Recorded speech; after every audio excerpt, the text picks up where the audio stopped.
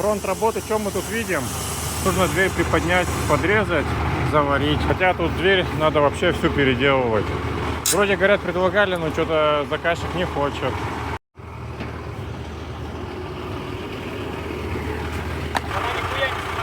Она скорее на гвоздях, вот здесь, и шляпки обрезанные.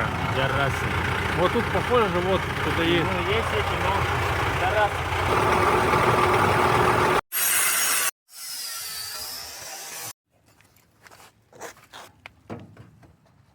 Четко. Вот эту сточи здесь, пипку.